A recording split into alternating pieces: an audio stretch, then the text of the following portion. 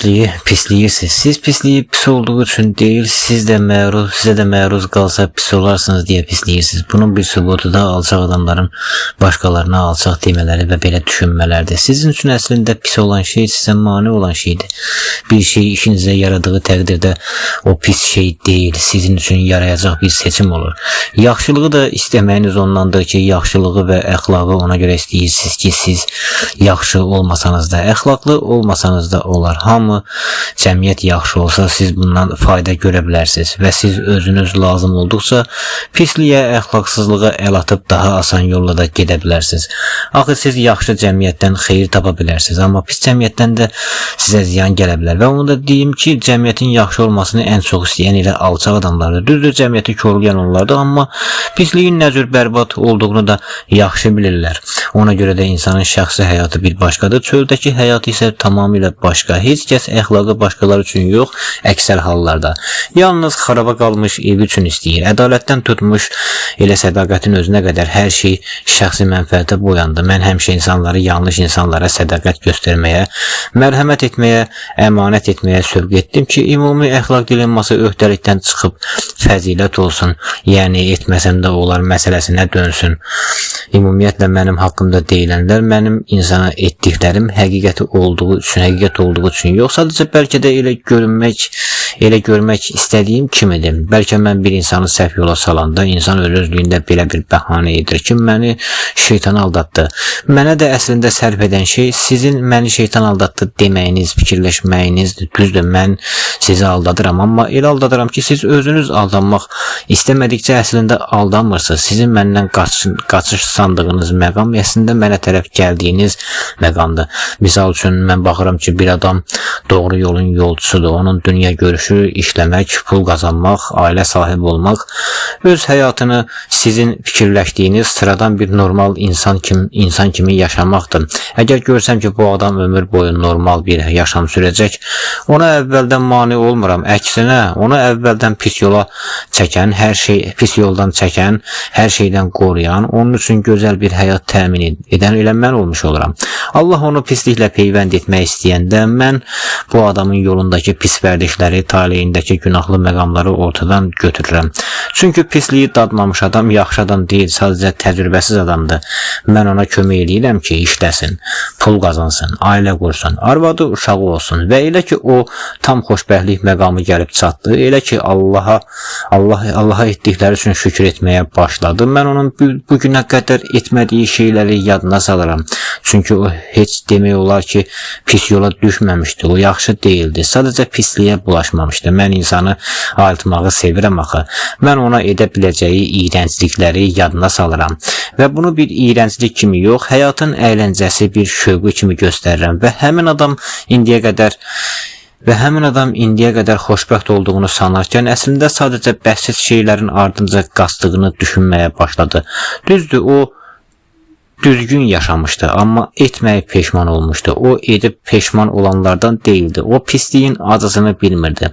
Sadəcə kənardan rədd etmişdi və beləcə mən sizin namuslu adlandırdığınız adamları bütün günahlardan bacardıqca qoruyub sonda onlara siz yaxşı deyilsiniz, sadəcə həyat eşkiniz yox idi və salam deyirdim. Mən onlara əvvəl bütün günahları edib sonra tövbə edənləri misal göstərirdim ki, bax görürsən, filankəs bir çox zinalar etdi, bir çox iyrəncliklərə bulaşdı, bir çox təqsirlərlədi, bütün pis şeyləri etdi, indi isə düzgün adamdır və Allah onu səndən daha çox sevir. O səndən daha çox şeylər yaşadı.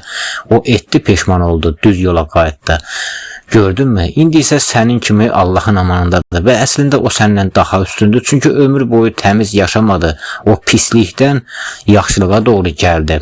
Məsələ ondadır ki, insan yaşadığının ya yaşamadığının yox, əsasən olduğu vəziyyətdən ayrılanda bədbəxt olur. Əgər siz soruşsanız ki, insan nə vaxt bədbəxt olur, bir şeytan kimi mənim cavabım budur ki, insan nədən xoşbəxt olursa, elə o səbəbdən də bədbəxt olur. Siz öz vəziyyətinizdə darıxmadıqca öz zibiliyinizdə xoşbəxtsiz.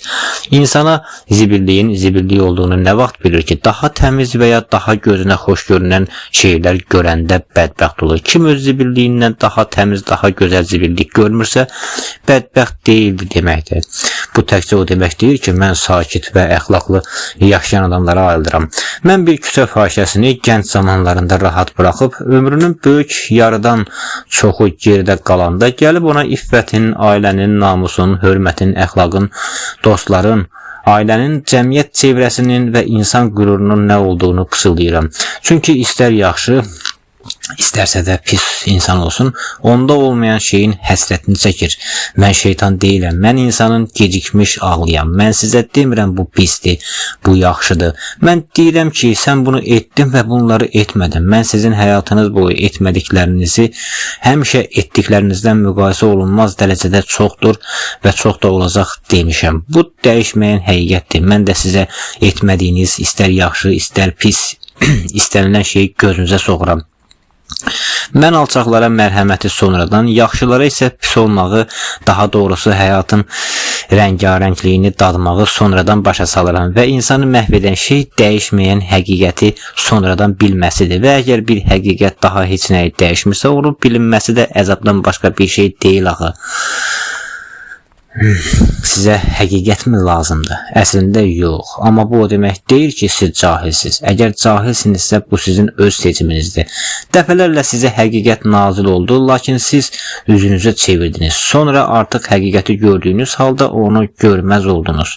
Öz aləminizdəki kiçik, rəzil həyatınıza, keyfinizə görə məna axtarmağa başladınız.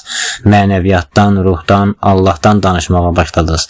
Allahın dili olsaydı, deyərdi ki, gedin əvvəlcə ağzınızı yuyun, sonra danışın. Acı çəkəndə buna bir məna verməyə çalışırsınız. Xoşbəxt olanda isə başqa bir məna tapmaq istəyirsiniz. Siz heç nəyin yerini düzgün bilmirsiniz. Özünüzü Allah bəndəsi saymayın.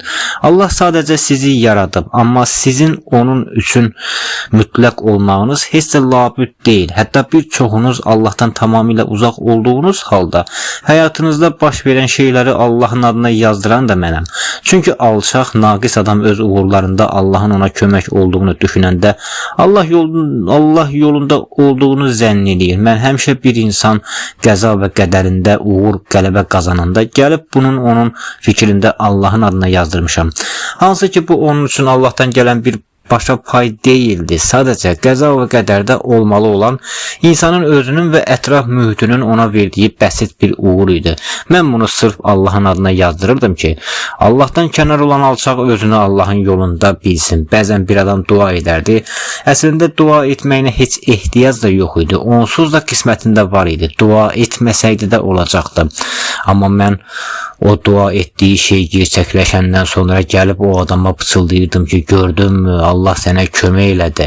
Mən bir çox alçaq, naqis, biqeyrət adamlara həmişə pıçıldayıram ki, Allah sizinlədir və onlar kütlə içində Allah deyəndə, Allaha şükür edəndə, neçə təmiz adam Allaha üsyan edərdi. İnsanların çoxunu Allaha asi edən, o şərəfsizlərin az olmayan uğur hekayələridir. Məndən çox alçağın yadına Allaha salan olmayıb. Mən dua edilməsə də gerçək olacaq şeyləri sırf sən dua etdin, Allah verdi deyib insanları duaya yönəldirdim. Və nəticədə neçə insan dua edib qarşılıq görməyəndə Allaha asi olurdu. Mən demirəm ki, Allah duaları qəbul etməz. Amma aslanın ruzusu üçün ceyran da yaxalanmalıdır. Mən hamını Allaha təvəkkül etməyə səslədim və yaxalanan ceyranlar Allahdan küstü. Bəli, onlar Allahdan küstülər. Ona görə ki, cahil idilər, yoxsa səbirsiz idilər. İnsan illərlə elə düşünür ki, Allah əxlaqsızın və zalimin əleyhinədir. Sonra görür ki, zalimlar da, əxlaqsızlar da olduqca normal yaşayırlar. Hətta namuslu adlandırdığınız insandan qat-qat artıq rifah içindədirlər. Bu dəfə özlərinə təsəlli verib deyirlər. Allah zalimin, əxlaqsızın ipini uzadır ki, sonunda daha güclü cəza versin və beləliklə bitib tükənməyən bəhanələrlə özlərinə müəyyən təskinliklər tapırlar. Və bir gün mən gəlib insanı Allahın sözləri ilə elə öz inancı ilə vururam. İnsana deyirəm ki, Allah müqəddəs kitabında ömür boyu murdarlıq etmiş adama son ana qədər tövbə qapısını açıq saxlayar. Ən son məqamda belə onu bağışlaya bilər. Bütün günahlarını bir anda silər. Bu Bunu eşidən insanların sınmaması, Allaha asi olmaması qeyri-mümkün idi. Təsəvvür eləyin, bir adam arsızın, əxlaqsızın biridir. Siz illərlə ona baxıb Allah bəlasını verər deyə gözləyirsiniz. Birdən o adam kiçik bir tövbə ilə, bir yaxşılıqla bütün günahlarından təmizlənir. Sizin də eyni səviyyə gəlir. Hətta sizdən daha üstün sayılır. Bax, adamlar bu cür şeyləri düşünəndə Allaha üsyan edirdilər.